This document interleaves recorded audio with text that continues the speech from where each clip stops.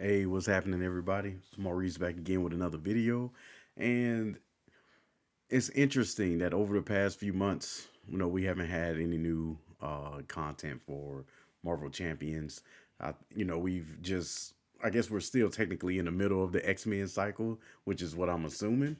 I think that uh, Mutant Genesis has been pretty good. Like we've got the Mutant Genesis box that came with Colossus and Shadowcat.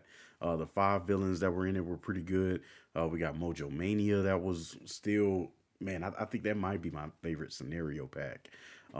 Even over um, what's his name, uh, the Green Goblin and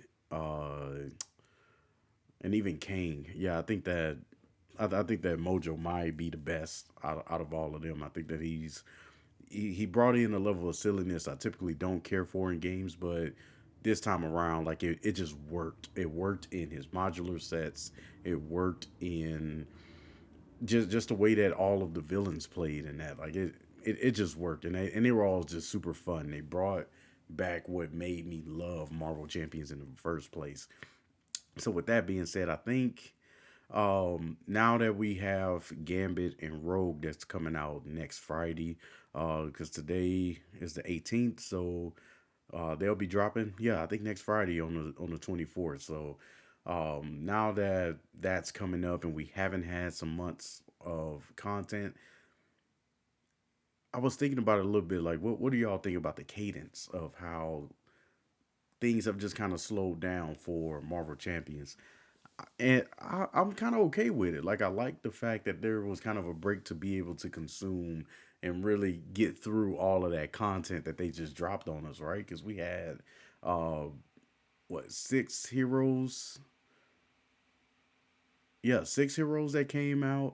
The five villains, of course, the scenario pack. Like that was just a lot to unpack all at once, right? This was over the course of about 3 or 4 months that we got all of this, maybe five.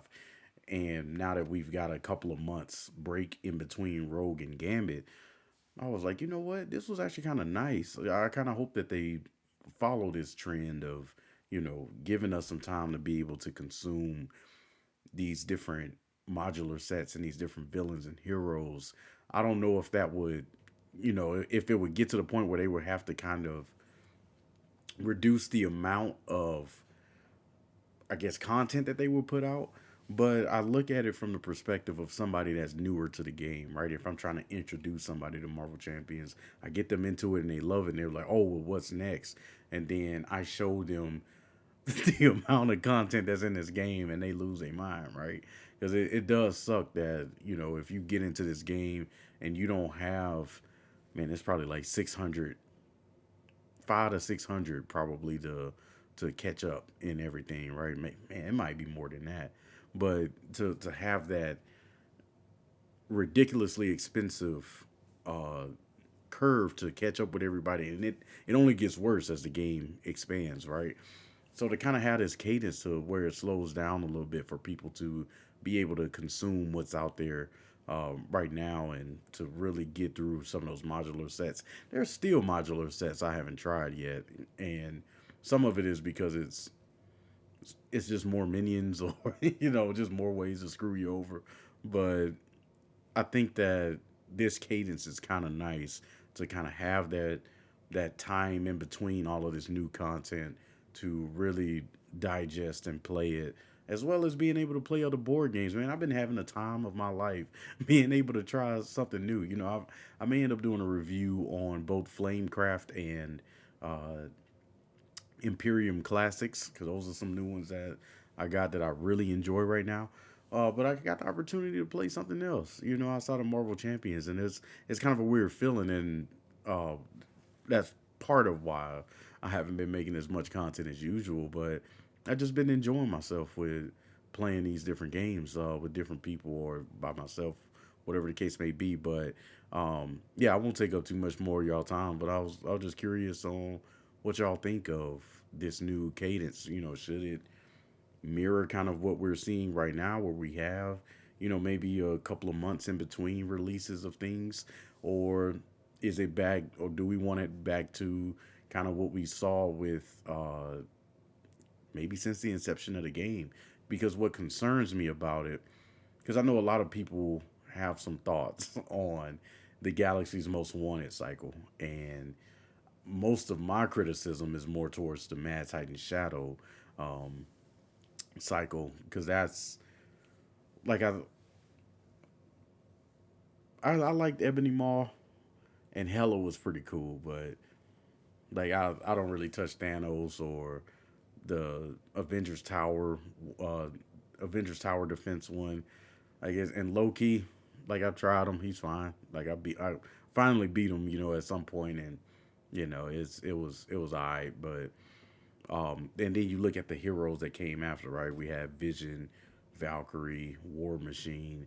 Um, some people have some thoughts on that, but then you look at that following year, right? With 2022 being probably the best year of Marvel Champions that we've had, right? Because you had Nova and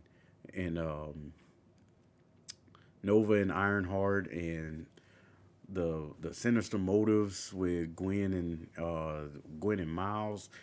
Then you had Spider Suit and Spider Ham that came right behind them. So that was about 6 to 8 heroes with that particular box, right? And that happened on top of Mutant Genesis. So maybe I don't know. I like to see a mix of both of them because I think that 2022 was definitely the best year of Marvel Champions, but there's just so much that's coming out for the game that it's hard to keep up with it while you're trying to keep up with the general state of board gaming, right? Because depending on where you got into board gaming, I just got into board game heavily, like maybe 5 years ago. And now I'm rediscovering some of these older games. I just had a game with Agricola that I thoroughly enjoyed. I really like that game. But it makes me realize like how many of those older games I would love to try out at some point. But we're just at a moment now where we can breathe.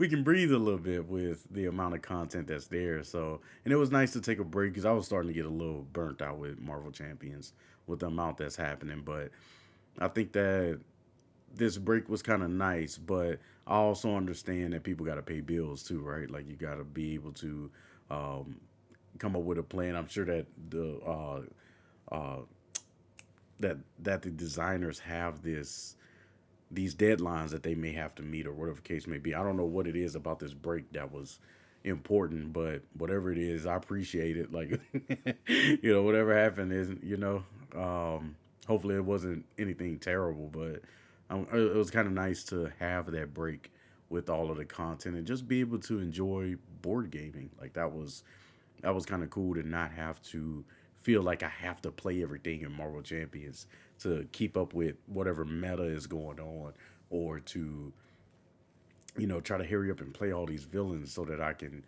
keep track with the new stuff that's coming out. Whereas now with Rogue and Gambit right around the corner, your boy just chilling. So it's kind of nice to take things at my own pace now and kind of relax and all that good stuff. But yeah, let me know what y'all think about this cadence on, or that maybe this break. Maybe is all it is just a break, right? Like they'll put out content from the end of February to maybe early December, and then just have that kind of 2 to 3 month break to maybe think about where they want to go with the game or whatever the case may be. But yeah, it's been kind of nice to relax. So yeah, just let me know what y'all think about it. Am I tripping? That maybe I'm just the one that's having a hard time keeping up with it. But yeah, thank y'all for y'all time. Y'all have a wonderful day.